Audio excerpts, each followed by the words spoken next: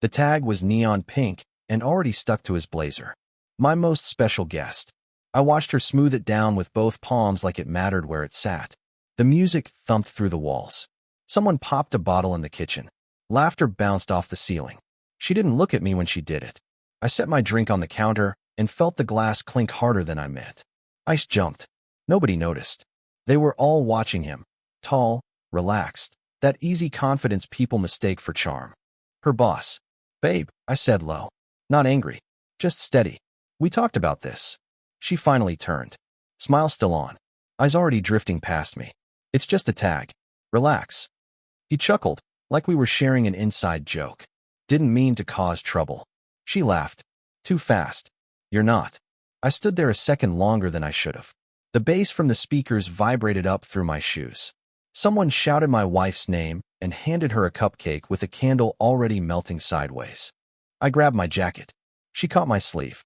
You're really leaving? I said I would. She rolled her eyes, not mean, dismissive. Don't be dramatic. I left anyway. The drive was quiet. Too quiet.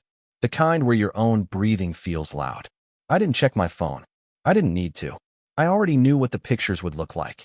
Her arm angled just right. His hand hovering, never quite touching. People tagging, commenting, hearts piling up. We'd had this conversation a week earlier, sitting on the edge of the bed. Me calm. Her pacing. He's my boss, she'd said. He's important. So am I, I'd replied.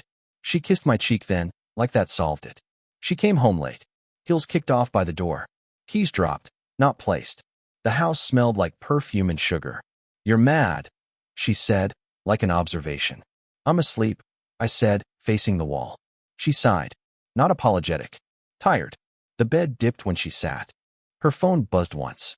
She flipped it face down. In the dark, I stared at the clock and counted seconds between breaths. The next morning, she was already gone. A sticky note on the counter. Long meeting. Love you.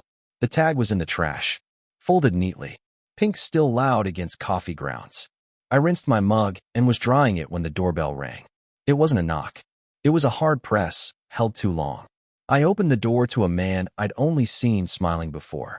He wasn't smiling now. His face was flushed. Tie loosened. Phone clenched in his fist like it might shatter. He stepped past me without asking, shoes scuffing the rug. The company, he started, then stopped, dragged a hand down his face. My lawyer just called me. He turned, eyes wild, voice cracking into something sharp and loud. What did you make him do? He paced my living room like it was his office, and I was late for a meeting. Back and forth. Couch to window. Window to bookshelf. He didn't sit. Didn't ask. Didn't lower his voice. I need to know exactly what you said to him, he snapped, waving the phone. Word for word. I leaned against the kitchen counter and crossed my arms. Not defensive, just still. I didn't say anything to you, I said. His jaw tightened. Not me. Him. I waited. Let the silence stretch. The fridge hummed. Somewhere outside, a car alarm chirped once and stopped. He exhaled hard. This isn't a joke. There are protocols. Boundaries. You can't just... He cut himself off, swallowed. He retained counsel this morning. That was new. I tilted my head. Retained counsel for what? He stared at me like I was playing dumb on purpose. Maybe I was. Maybe I wasn't. For harassment, he said. Then, quieter, for leverage. I almost laughed. Almost. Instead, I walked to the sink and rinsed the same mug I'd already cleaned, just to give my hands something to do. You should probably talk to your employee, I said. Seems like a workplace issue. His voice jumped an octave. He isn't my employee anymore. That got my attention. I turned. Excuse me. He looked away first. That told me more than the words ever could. He resigned, he muttered. Effective immediately. Sent an email to the board, HR, legal, everyone. Accusations. Documentation. Timelines. I pictured the party again. The tag. Her laugh. The way he'd leaned in close when he thought I wasn't watching. I kept my face neutral.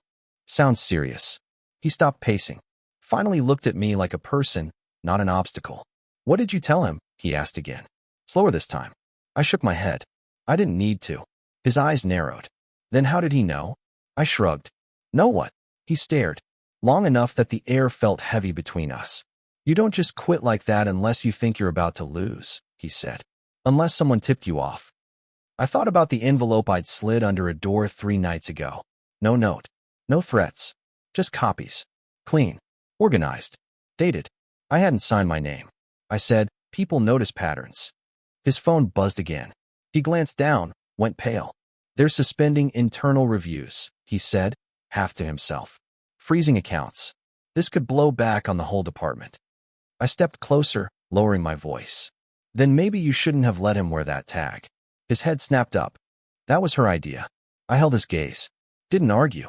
That's when his anger shifted. Not loud anymore. Focused. Where is your wife? He asked.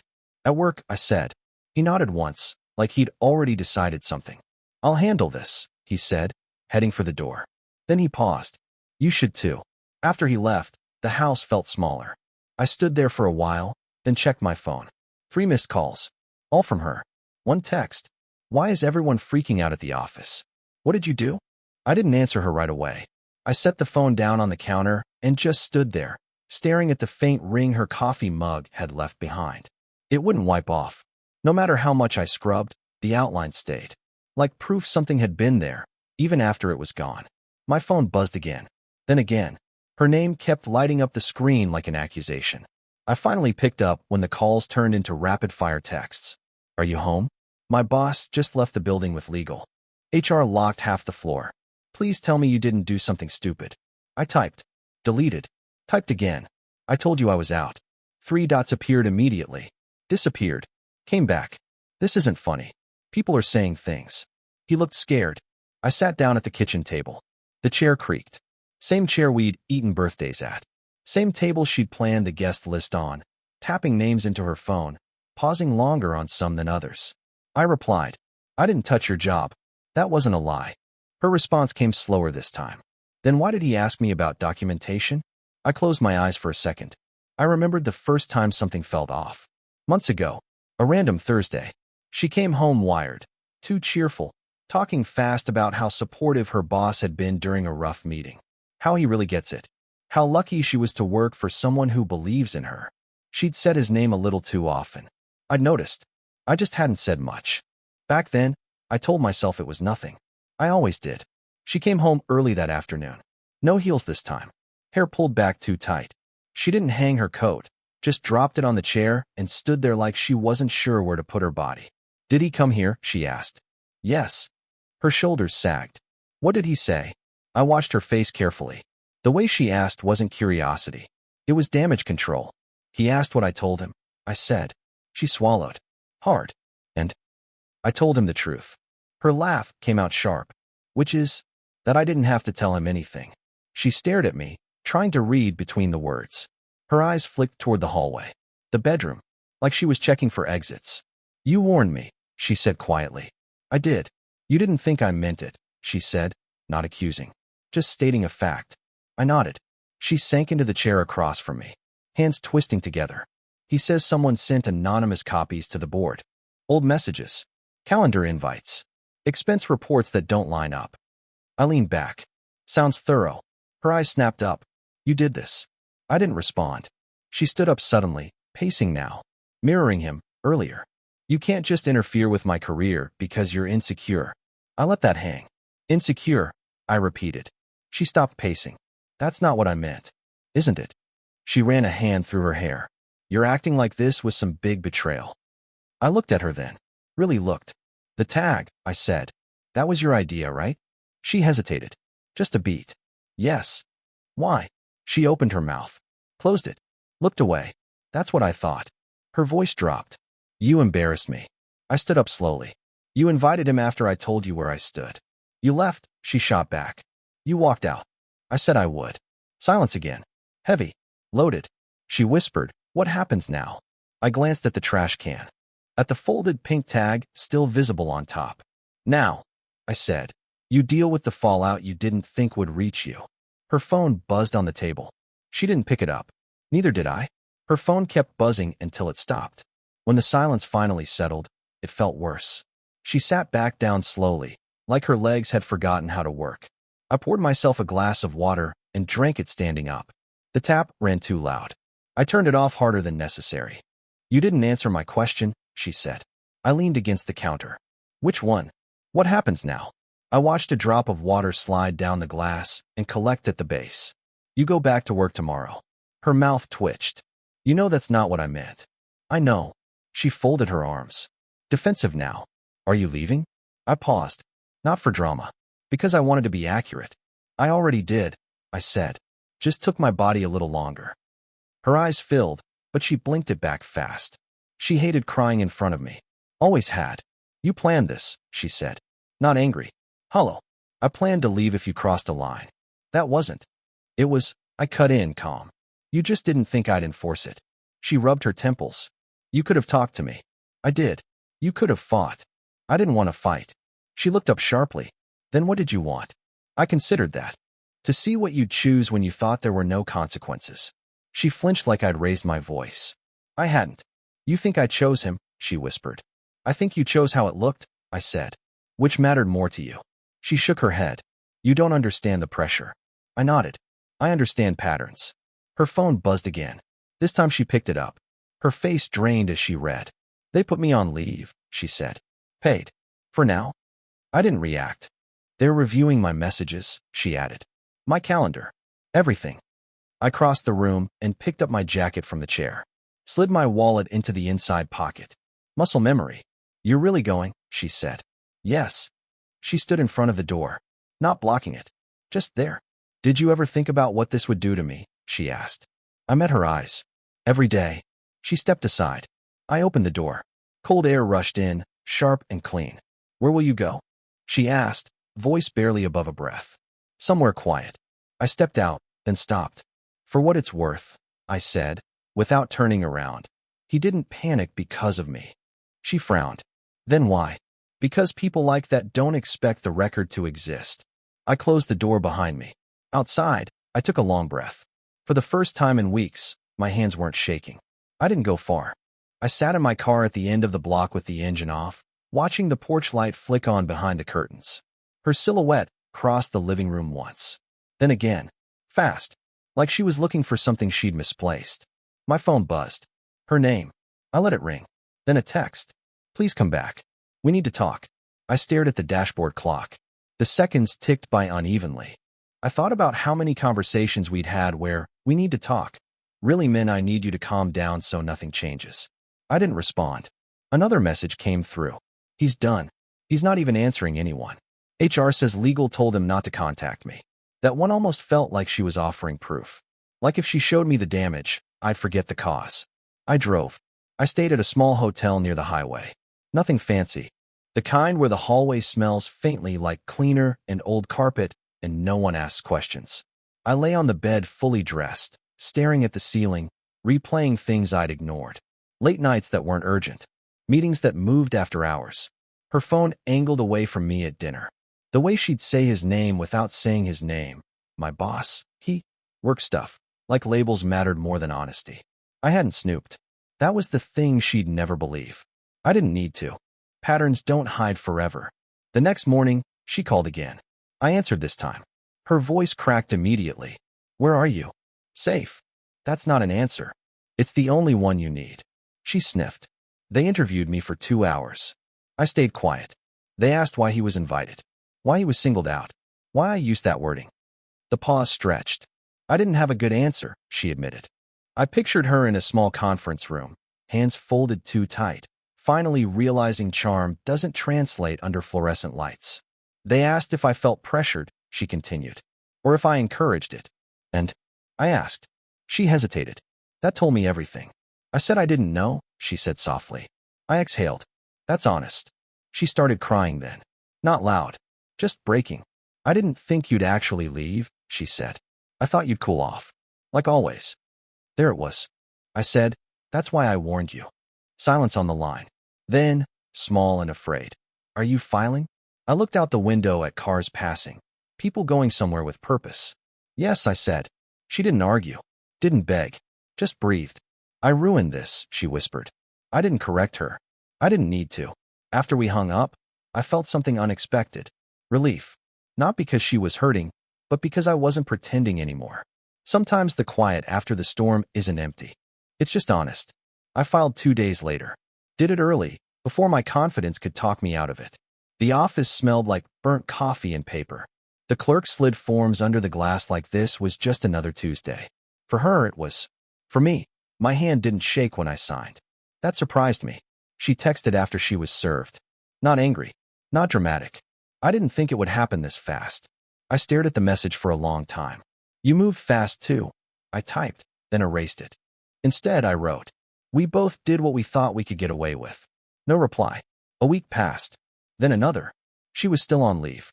The rumor mill did what it always does. Half-truths, whispers, people suddenly remembering things they'd ignored. A mutual friend called me, tried to sound neutral. They're restructuring, he said. Her department's getting gutted. I thanked him and hung up. I didn't feel victory, just distance. She showed up unannounced one evening. Hotel lobby. Same clothes she'd worn to the party, minus the confidence. She stood there, scanning faces, until she saw me. Her shoulders dropped. You look calm, she said. I am. She sat across from me without asking. Hands folded. Eyes tired. I lost my mentor, she said. My reputation's complicated now. I nodded once. They asked if you were involved, she added. And I said no, she said quickly. I told them you warned me. That you left. I met her gaze. Did you tell them why I warned you? She looked down. I didn't have to, she said. They already knew. That landed heavier than she meant it to. She reached into her bag and pulled out the tag. The neon pink was faded now, bent at the corners. I kept it, she said. Don't know why. I didn't take it. You said he panicked because the record existed, she said quietly. Not because of you. Yes. She nodded, tears slipping free. I didn't realize I was part of that record. I stood up. That's the difference, I said. You thought you were the exception. She looked small sitting there. Not helpless. Just seen. As I walked away, I felt something settle. Not closure. Just alignment. For the first time in a long time, my actions matched my boundaries. And that felt like enough. I thought that would be the last time I saw her. That's what I told myself, anyway. A month passed. Paperwork. Emails from lawyers written in a language that somehow strips emotion out of everything. Dates. Assets. Logistics. The marriage reduced to bullet points. I moved into a small apartment across town. Bare walls. Mattress on the floor. One plate. One fork. Quiet that didn't feel accusatory, just neutral. I slept better. Then, one afternoon, I got an email from a name I didn't recognize. Short. Professional. We need to clarify one detail before finalizing the internal report. You're listed as a recipient on a prior communication. I stared at the screen longer than necessary. I forwarded it to my attorney. He replied an hour later. Do not respond directly.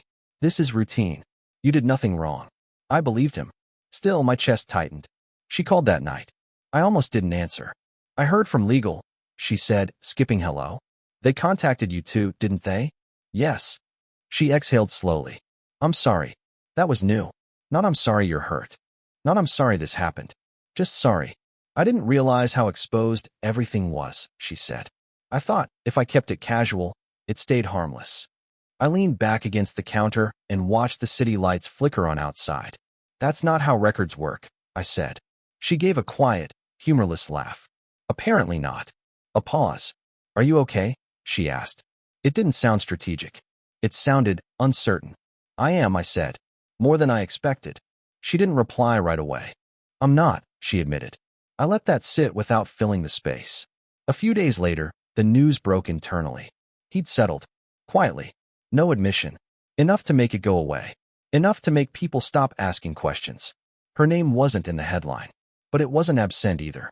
She texted me that morning. They offered me a transfer. Different team. Different city. I read it twice. Are you taking it? I asked. I don't know, she replied. Feels like running. I typed, then paused. Sometimes leaving is just choosing yourself, I sent. She didn't respond. That night, I unpacked the last box in my apartment. At the bottom was an old photo of us. A candid one. No posing. No performance. Just a moment before we learned how to curate ourselves. I stared at it for a long time. Then I put it back in the box. Not to keep. Not to throw away. Just not ready. People ask if I regret how I handled things. I don't. Not because it was clean or clever. It wasn't. But because for once, I didn't negotiate my own line. I drew it. And when it was crossed, I left. No speeches. No scenes. just the quiet certainty that I wouldn't pretend anymore. And that, somehow, was louder than anything else I could have done. The divorce finalized on a Tuesday. No dramatic courtroom moment. No last-minute confessions. Just signatures, a judge who barely looked up, and a quiet, "You're free to go." Free felt like the wrong word at first. I walked out of the building and stood on the steps longer than necessary, watching people pass. Some arguing into phones. Some laughing. Everyone carrying something invisible. I checked my messages. One from her. Sent an hour earlier. "I'm moving next week." I took the transfer. I didn't reply right away. I sat in my car and remembered how sure she'd been that night of the party. How confident she'd looked placing that tag on his jacket, like she was arranging a centerpiece. Like it was harmless. She called later that evening. "I wanted to tell you myself," she said. Her voice sounded steadier now. Not healed, just adjusted. "I appreciate that," I said. "I don't expect anything from you," she added quickly. "I just didn't want to disappear without saying something real for once." I waited. "I thought I could keep parts of my life separate," she said. "Work here, marriage there, little exceptions in between." "And?" I asked. "And eventually, they all touched," she said. "I just noticed last." I looked around my apartment. Still sparse. Still quiet. But mine. "I hope you find what you're looking for," she said. I believed she meant it. "You too," I replied. When we hung up, I didn't feel sadness. Not relief either. Just acceptance. A few weeks later, I threw out the box with the photo. Didn't open it again. Didn't need to. Some memories don't need to be preserved to be acknowledged. I've been asked why I didn't yell. Why I didn't confront him at the party. Why I didn't beg her to choose me. The truth is simpler than it sounds. I wanted to see what people do when they think no one is watching. She showed me. So did he. And once you see that clearly, there's nothing left to argue about. Sometimes leaving isn't punishment. It's just clarity.